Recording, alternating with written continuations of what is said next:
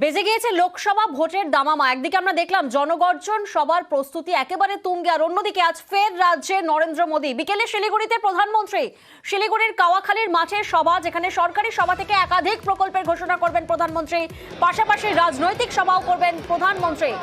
9 দিনে রাজ্যে 4 সভা নরেন্দ্র মোদী। ঠিক লোকসভা নির্বাচনের প্রাক্কালেই আজ ফের রাজ্যে নরেন্দ্র মোদী বিকেলে শিলিগুড়িতে সভা করবেন। শিলিগুড়ির কাওয়াখালীর মাঠে সেই সভা, যেখানে সরকারি সভা থেকে একাধিক প্রকল্পের ঘোষণা করবেন তিনি, এবং পাশাপাশি রাজনৈতিক সভাও করবেন। প্রতিনিধি পার্থ এই মুহূর্তে আমাদের সঙ্গে রয়েছেন। পার্থ, তোমার থেকে একবার জানার চেষ্টা করবো যে লোকসভা নির্বাচনের আগেই প্রথমবার উত্তরবঙ্গে সভা করবেন প্রধানমন্ত্রী, সেক্ষেত্রে কতটা উচ্ছ্বাস সাধারণ মানুষের মধ্যে দেখা যাচ্ছে? তোমাকে প্রথমে জেনে রেখে, অবশ্যই লোকসভা ভোটের আগে প্রধানমন্ত্রীর এই সভা রাজনৈতিকভাবে কিন্তু অত্যন্ত তাৎপর্যপূর্ণ। কেননা আমরা জানি যে উত্তরবঙ্গে কিন্তু বরাবরই 19-এর লোকসভা কিংবা 21-এর বিধানসভা নির্বাচনে বিজেপি শক্ত ঘাঁটি হিসেবে পরিচিত হয়ে এসেছে। তাই আগামী 24-এর লোকসভা নির্বাচনে এই উত্তরবঙ্গকে পাখির চোখ করে হতে চায় বিজেপি, বিশেষ করে আমাদের রাজ্যে। এবং ইতিমধ্যেই কিন্তু উত্তরবঙ্গে 8টি আসনের মধ্যে 5টি লোকসভা কেন্দ্রে কিন্তু প্রার্থী তালিকা তারা ঘোষণা করেছে। এখনো 3টি কেন্দ্র বাকি রয়েছে, তার মধ্যে দার্জিলিং, জলপাইগুড়ি এবং রায়গঞ্জ রয়েছে।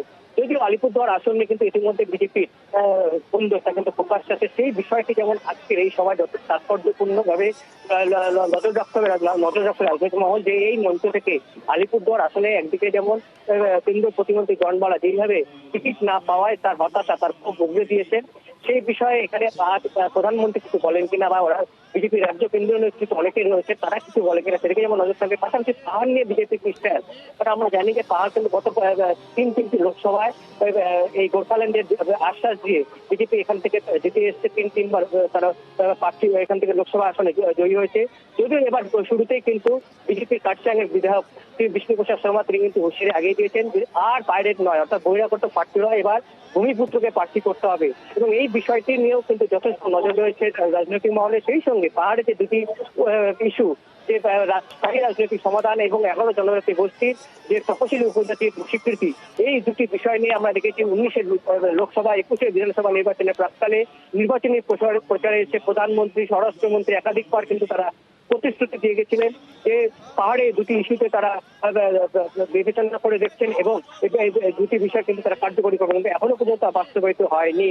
স্বাভাবিকভাবে এই দুটি ইস্যুতে নিয়ে একদিকে যেমন বিজেপি, অন্যদিকে বিজেপি বিরোধীরা পাহাড়ে কিন্তু মুখর হয়েছে। স্বাভাবিকভাবে পাহাড়ের ইস্যুটি নিয়ে আজ প্রধানমন্ত্রী নতুন করে কি বার্তা দেন পাহাড়বাসীর দিকে, সেদিকেও যেমন নজর থাকবে। সব মিলিয়ে আজকে প্রধানমন্ত্রী উত্তরবঙ্গ সফর লোকসভা নির্বাচনের প্রাক্কালে রাজনৈতিকভাবে অত্যন্ত তাৎপর্যপূর্ণ এবং গুরুত্বপূর্ণ, বিশেষ করে রাজনৈতিক মহলে। স্বাভাবিকভাবে শুধু উত্তরবঙ্গ নয়, রাজ্যে তোমাকে গোটা দেশের নজর থাকবে কিন্তু আর শিলিগুড়ি একেবারে কি বার্তা দেন সেদিকেই নজর থাকবে রাজনৈতিক মহলের একাংশের।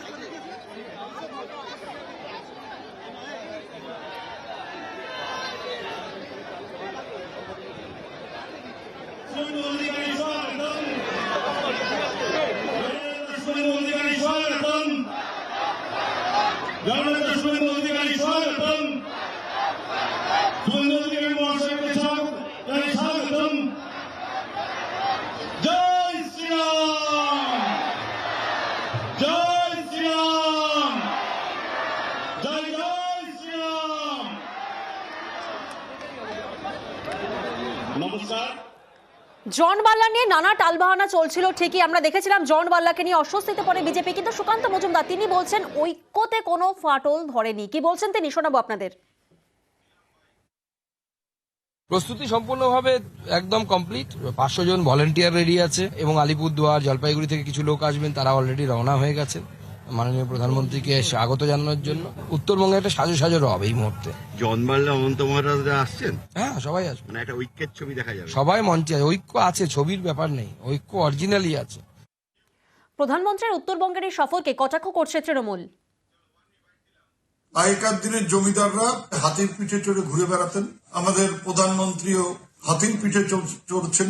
পশ্চিমবাংলার মানুষের 100 দিনের কাজ বন্ধ করে দিয়েছেন, যেভাবে দ্রব্যমূল্য বৃদ্ধি করেছেন, হাতির বোঝা তিনি বাংলার মানুষের উপর চাপিয়ে দিচ্ছেন। আমাদের উত্তরবঙ্গের ভাইয়েরা, বোনেরা তারা ব্রিগেডে যাবেন বলে ট্রেন টাকা দিয়ে ভাড়া করেছেন, অজ্ঞাত কারণে সেই ট্রেন বাতিল করে দেওয়া হয়েছে।